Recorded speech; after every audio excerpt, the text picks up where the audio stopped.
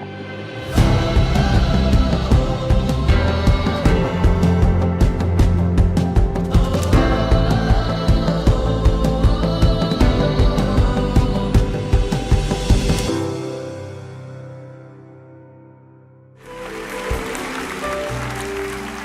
want you to join me in doing something very important.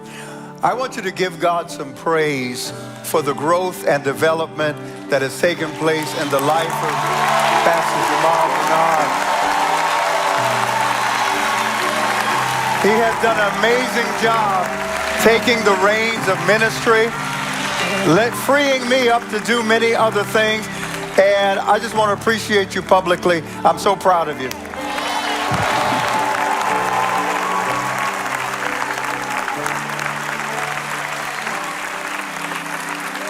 Now, I got to find out what time it is. Oh, man, I got less time. Are you ready to get into the Word? Yes. You may be seated. Pull out your notebooks, your iPads, whatever it is, and let's jump into this. As I sat there and watched the exercise, if you notice the way it's set up, whatever was the most expressed word stayed in the middle in the boldest text. And do you see how fear stayed there the whole time? Every year we have a word that becomes the theme for the coming year. And usually I would get it around Christmas, New Year's. And then the staff asked Pastor Jamal, can you get it a little sooner so we could plan in advance? You talk to God a little sooner. So I really kept that in mind this past year. And it was in September that I started traveling and went to my home country, Panama, and then had a lot of all you Panamanians out there. Yes, yes, yes. And it was a surreal experience. And then I was traveling and doing so many things right up to my trip to Indonesia in early November. And the word that the Lord gave me for 2024 as the theme for our ministry, interestingly enough, and I was so blessed when I saw what was happening. And I said, Lord, what do you need? What are you people wrestling with? What can we take as a theme to carry us through? And this was the word.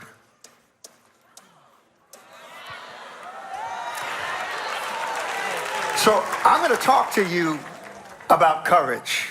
Can we do that? Yes. And there's no other verse that I love so much than when Joshua was taking over for Moses. Come on, you're familiar with the text. And he promised Joshua, as I was with Moses, exactly the way I'm going to be with you. But I need you to do something for me, Joshua. I need you to do two things. I need you to be strong and very, love the King James language, courageous. Strength and courage. Strength and courage. Those are the two things he would need. And let me tell you something. Joshua was about to face some incredible challenges. You know, we read the Bible story and we don't think of it as we would in a very natural, everyday context. So let me give you some context to this. Because remember, he's taking over from Moses. And you know how it is when people get used to one leader?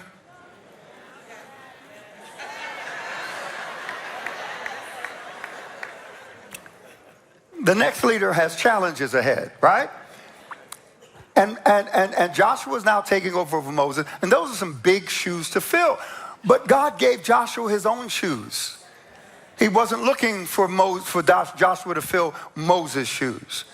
Are you with me? And some things I want you to pay attention to. Did you ever notice that while they were moving with Moses through the wilderness, they had a visible sign of God's presence and his guidance and his power and his protection? That visible sign was the cloud by day, and come on, and the fire by night. But now Joshua is about to take them into the promised land. Notice, no more cloud, no more fire. Did you hear that? Yeah. No more cloud, no more fire. In other words, God's visible presence, the visible sign of his presence was removed. Because if you're going to go into the promised land, you cannot go in a baby Christian. Are you listening to me? Because they were walking through the wilderness by sight. Now, if you're going to go into your promised land, you need to learn how to walk by faith and not by sight. Turn your neighbor and say, he's talking to you already. Pay attention. Yes, sir. It would require another level of maturity and another level of faith if they were going to truly deal with the giants in the land. How many know there are giants in the promised land? Yes. So you cannot be a baby sucking on milk and you call yourself wanting to enter your promised land. Your promised land are those goals, those dreams, those visions that you've set before you and you've gotten excited about and you're ready to tackle them. And I'm telling you, if there's anything you're going to need for 2024 and to tackle that vision that God has given you in those dreams, you're going to need this. He said, be strong and very courageous. Entering your promised land requires another level of maturity and another level of faith. Are you hearing me? Joshua would have to deal with those things called people. Am I talking about you? He's going to have to lead a large community of people with different ideas, different opinions, different experiences, different dreams and visions, and I could go on and on and on. The Bible called the children of Israel a mixed multitude, which means they were a diversity of people.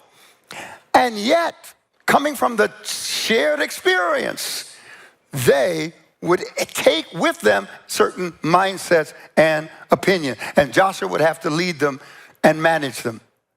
He was going to face military challenges. Because remember, they were going into the promised land. They would have to take territory. They would have to actually take territory from existing nations. So they had to become people of war. He had to be a military strategist. And how many know that if you're going to move out into your promised land, you better have a strategy? Oh, y'all not hearing me. You better have a strategy. You don't pray and hope it works. I'm going to try that one more time. Look, I don't have much time to beat up on you, so work with me. All right? So he would have to have military strategy. He would have to be a strategist. And you have to be a strategist. If you're going to achieve something in life, if you're going to obtain a particular place in life, an accomplishment, you have to learn how to strategize. You pray for wisdom for the victory, but the wisdom and the victory is in the strategy. Turn your neighbor and say, he's still talking to you. Pay attention. He would need spiritual leadership, right? He's going to have to provide spiritual leadership because he needed to uphold the religious laws and traditions that Moses established. All right? And you know, people are saying, well, you think you Moses now, huh? He's got to deal with all those folks. How many know those folks? Don't point. Moses left a legacy. He would now have to step into that legacy and earn the respect and honor of the people so that they would trust his leadership. That is not always easy because of folks. He would have to, at the same time, maintain unity amongst the people. He'd have to navigate political dynamics that will come up because there's a hierarchy of power that was established with the elders. And everybody's going to be looking and testing and saying to themselves they could do a better job. And living, I'm talking about what you're going to be faced with in 2024. Are you paying attention? He's going to need personal faith and courage, so he's going to really have to tighten up his relationship with God because that will be the source of his strength. Let me give you what God said to him And I'm going to, my King James mind, Joshua chapter 1, verses 8 and 9. It says, and this book of the law shall not depart from your mouth, but you shall meditate therein day and night, that you may observe to do according to all that is written therein. For then you will make your way prosperous, then you will have good success. Turn your neighbor, say, neighbor, for 2024 and your promised land, you need courage. Get another neighbor, say, neighbor, if there's anything that you need for next year, it's courage. Now, what is courage? Let me give you a definition for courage. Courage, and let me put this on the board real quick, and I'm moving quickly because midnight is the deadline. Courage means to bring your mind, will, and emotions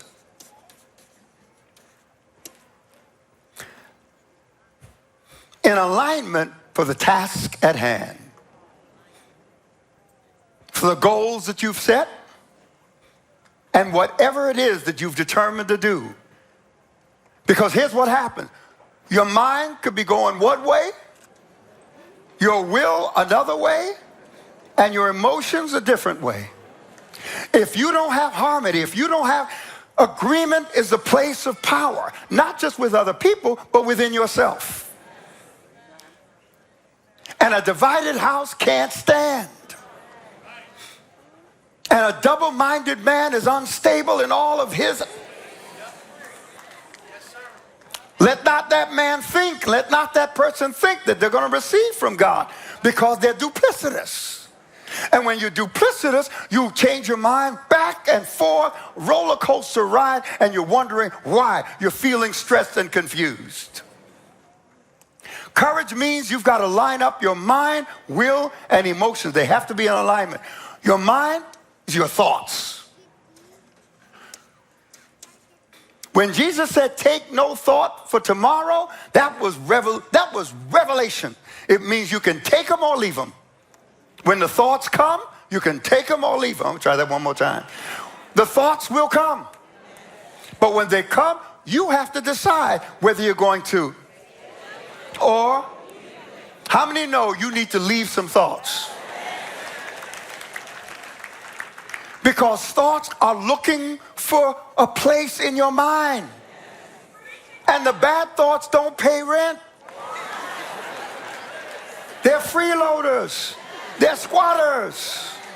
They know they don't belong there. But if you let them in, they're going to take advantage.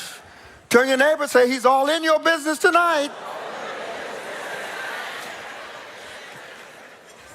Your mind, your thoughts. Your thoughts. Your will, those are your choices.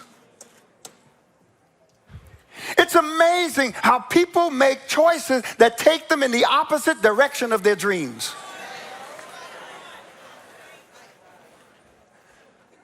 Your choices and thoughts have to line up with what you're trying to achieve, what you're trying to accomplish.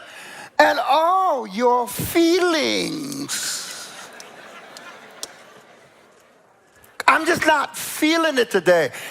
Courage says, get up anyway, whether you feel it or not. Can you imagine me getting up in the morning, looking at Pastor Karen and saying, I just don't feel married today.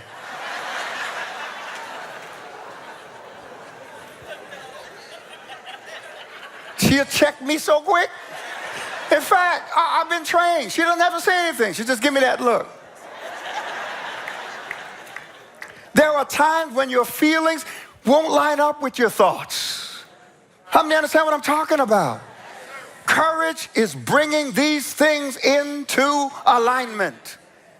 You can't let everything run wild and all over the place and wonder why you're stressed out, because you're not in agreement. Your house is divided, and a divided house cannot, come on, talk back to me, cannot stand. It's going to take courage.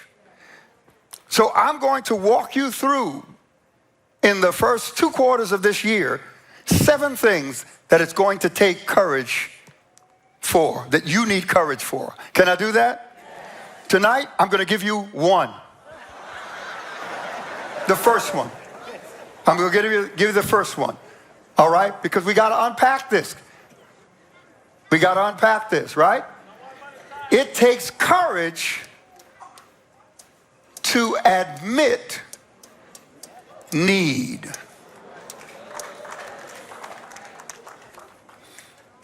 First, your need for God. Some people just won't admit they need God in their life. They need God in their situation, because we are so conditioned to think that we can do it ourselves. And there are certain challenges that you face when you are facing need.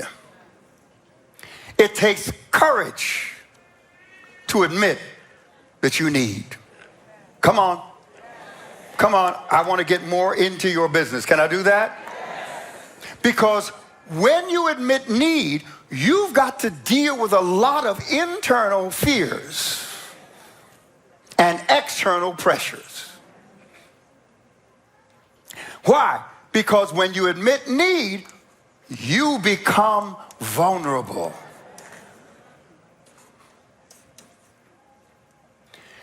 Admitting need leads to vulnerability. It means exposing your weaknesses.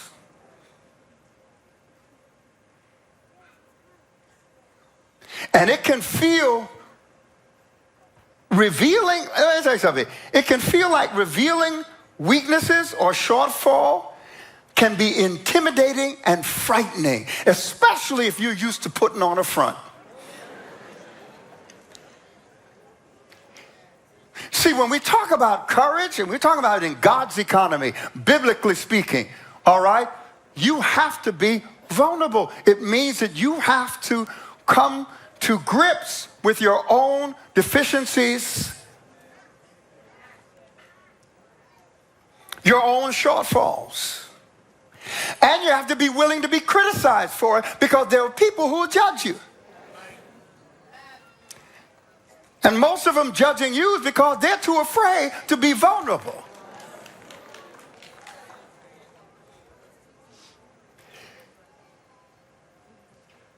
It takes courage to admit need, because it makes you vulnerable. Number 2, fear.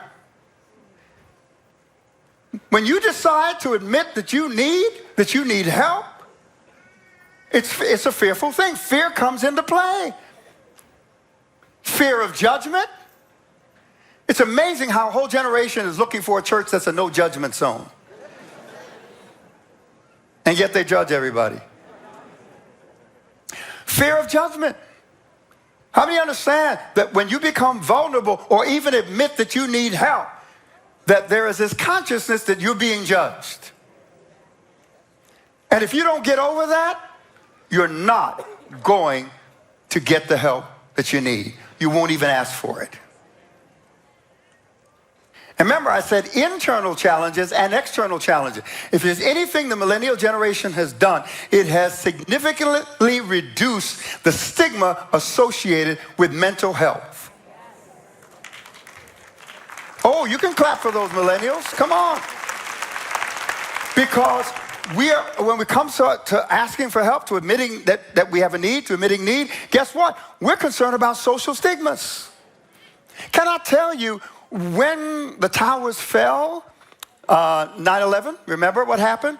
All right, the clergy were on the front line, because most of the first responders who were down there didn't want to speak to mental health professionals. They rather speak to their pastor, to their priest, to their imam, to their rabbi, because they didn't want the stigma associated with speaking to a mental health professional. So many of them were delayed in the help that they needed. And many of us as clergy are not trained mental health professionals. We learn along the way, but it's not required in seminary. And why were they afraid? Because they didn't want anyone to think that they were weak. Come on, turn your neighbor. He's talking to you. Pay attention.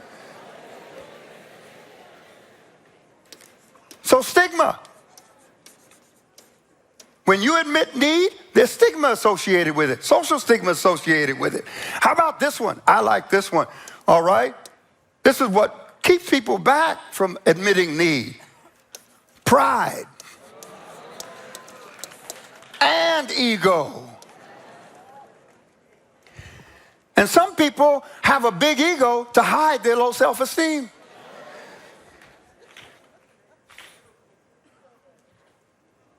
It can make it difficult for you to admit, I need help. Because you're afraid it's going to be a blow to your self-esteem, especially if you think that people think you're strong. You notice what I said? People think. Oh, how about this one? How about this one? Past experiences will keep you from admitting that you have need. Why? Because if you've asked for help, if you've admitted need in the past and people let you down, it can leave a scar on you and you say, well, I remember what happened last time. I'm not asking for help. Come on, am I talking to anybody in here? Do you need courage to overcome those past negative experiences that have you trapped?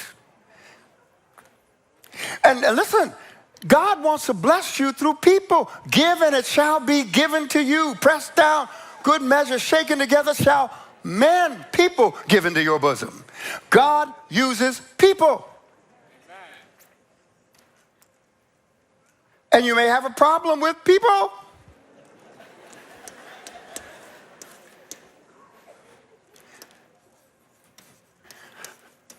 And then you have the wonderful folks like you say, well, I don't want to bring you my problems. You got enough to deal with. So I don't want to burden you. Even though I know you're the one that can help me, and I got to humble myself. But I just know you got too much on your plate. So I'm just going to suffer. No, you need to change that into help. Why you call me? Help! Because your pride will rob you of the help that God sends your way.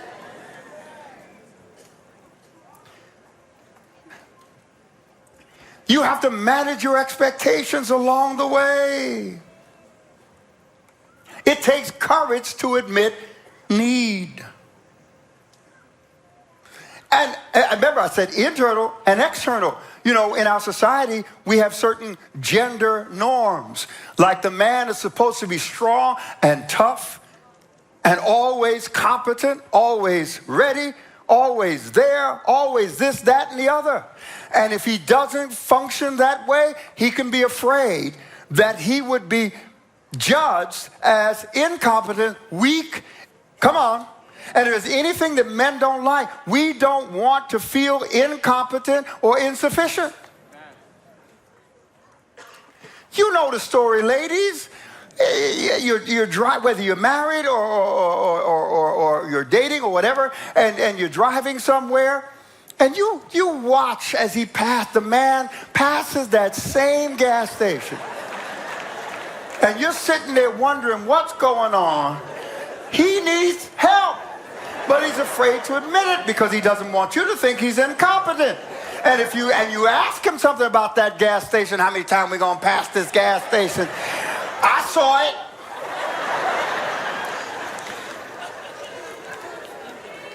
it. He doesn't want to admit that he has what? That he needs help. Because if he admits that, then he's concerned that you will doubt his leadership, not realizing that already happened.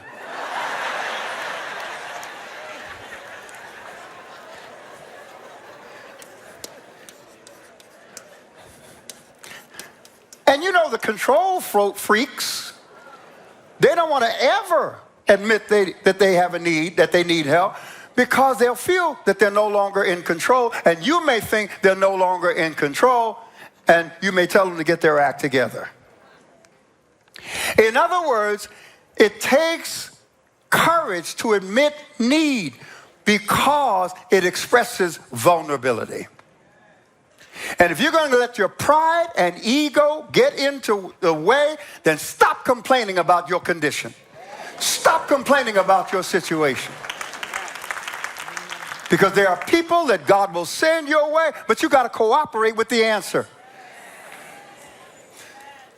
Can I tell you how many times I've seen people pray, God send an answer, and they reject it because they don't like how it was packaged. Oh, that was good. That was so good. I got to pause for a moment.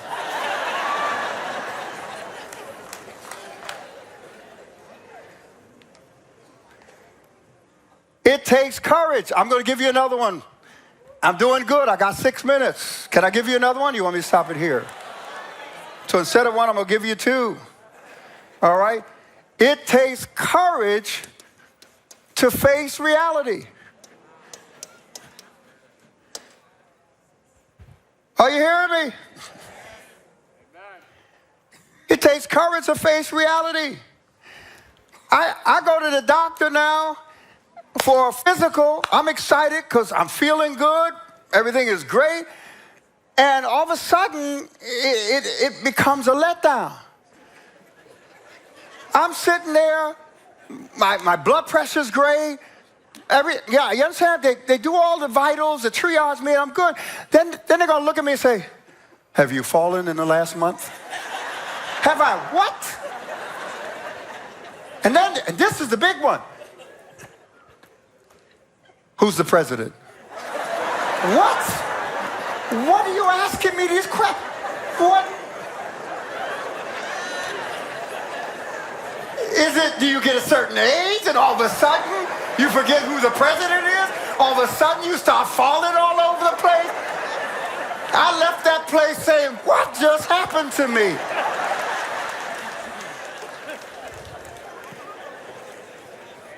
The reality of my own mortality.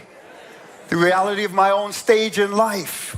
The reality of what I can do now and what I can't do now. Come on, how many know what I'm talking about here? As you move through stages and levels of life, things change. You know, my grandkids, I'll say to my grandkids, oh man, I'm trying to remember, what's the name of that? Do you remember? No, I don't remember. I'm saying, good. Because if you're 25 and don't remember, and I'm 70 and don't remember, we are good, baby.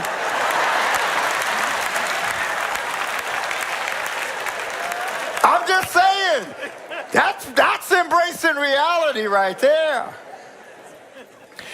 Because you have to confront things that are uncomfortable. Courage means confronting things that are uncomfortable. Did you hear what I just said? Courage means confronting things that are uncomfortable. It means confronting change, uncertainty. And we would like to be certain. We want all the answers. And how many know God doesn't give us all the answers? You know, something I learned with dealing with the Lord. He gives us information on a need-to-know basis. And I discovered most of the time, we don't need to know. Why? Because he wants us to walk by, come on, faith and not by sight. Because if you know, what are you going to hope for? What are you going to believe for? What are you going to trust for? So he gives you just enough information. Fear of, where are we? Facing reality, right? Fear of the consequences. Because when you have to acknowledge certain things about yourself and where you are in life, guess what? That can be scary. That can be scary. I know individuals who won't go to the doctor because they don't want to hear it. They don't want to hear it. Don't. How many know that facing reality can lead to emotional pain? Yeah, you feel it. You feel it. I was in that doctor's office. I felt it. I want to tell them, look at me.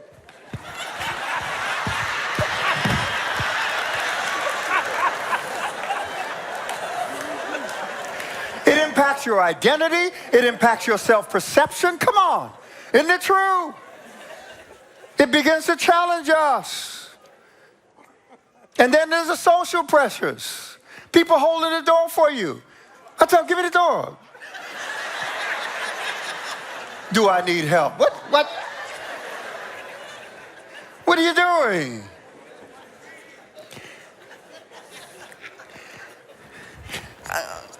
I got a minute.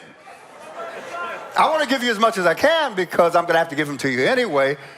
Number 3, it takes courage to make decisions. There are people who haven't decided because they're afraid. Afraid of the consequences, afraid of the situations, afraid of all the things that will come out of that. That's why Jesus said, if you continue in my word, you'll know the what? Truth, and the truth will set you free. But the truth is not always pleasant. He didn't say the truth won't hurt. He said it'll free you.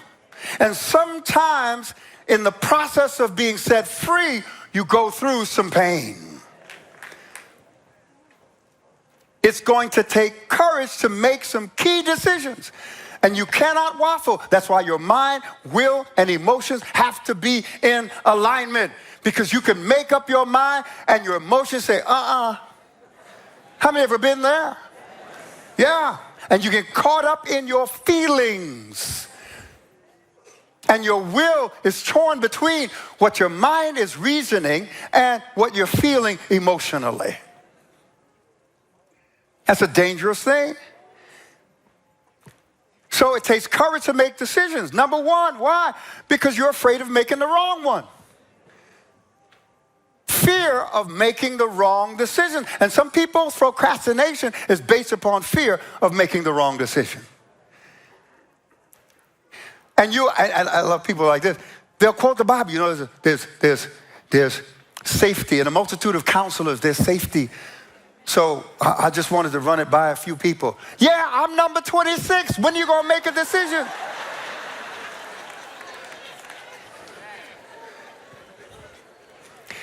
Another thing is, once you make the decision, you become responsible for it. We don't want the responsibility, so we don't make the decision.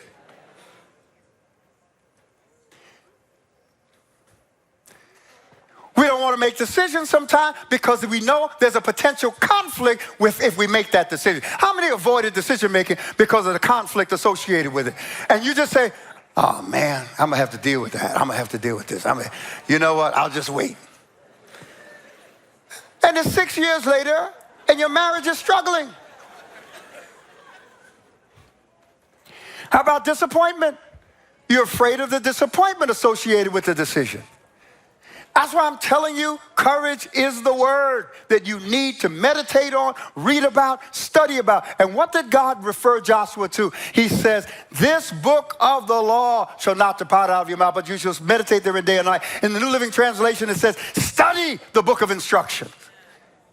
Learn from it so it can inform your mind, shape your will, influence your emotions, and get them all into alignment. Pressure and expectations when making decisions. And then, here's another thing. When you make decisions, you got to let go of the alternatives. You can't engage in making a decision and then spend your time mourning the alternatives that you chose not to take. And then you get trapped in shoulda, coulda, woulda. But you didn't. You can't let yourself get there. Turn to your neighbor, say it's all over your face, this sermon.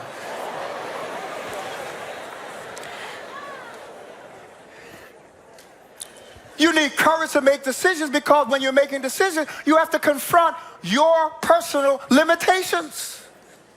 You have to realize you can't do something. And there's emotional consequences attached to every decision that we make. Well, I got as much as I can out. Did you get anything out of that tonight? What's our word for the year? Come on, what's our word? Come on, what's the word? And listen, God will give you strength, but you take the courage. God is not going to give you courage. It's something you take. He said, Joshua, take courage. In other words, set yourself to join your mind, will, and emotions in alignment so that you can stand strong for what's ahead. It's going to be a great year. The question at the end of 2024 will be, what did you do with it?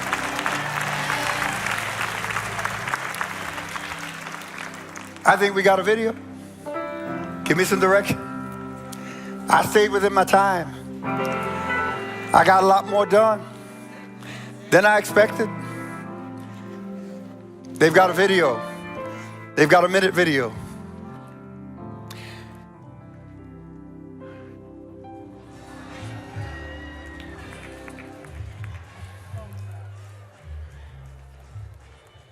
Move that stuff.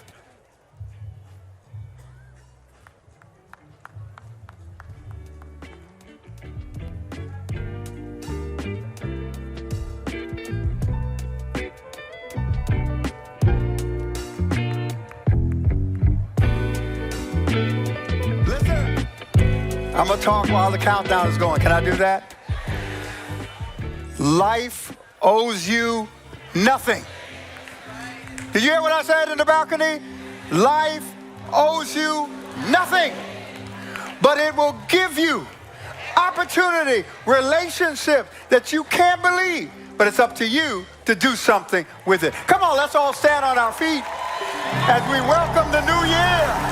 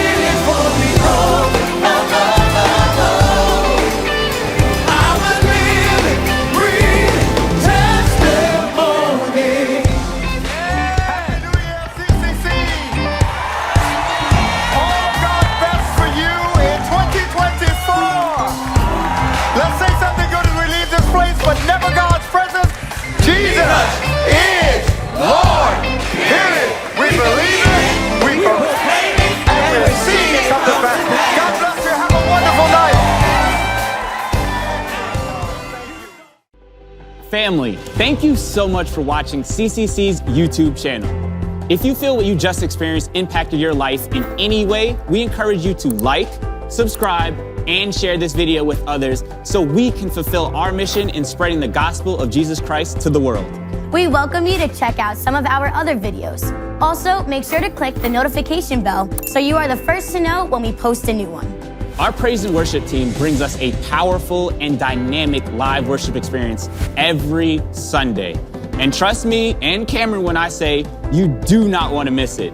Streaming times are in the description box below. And if you are looking for any other information about what's happening here at CCC, visit www.cccinfo.org. We hope to see you next Sunday, but for now, continue to have a blessed week in the Lord.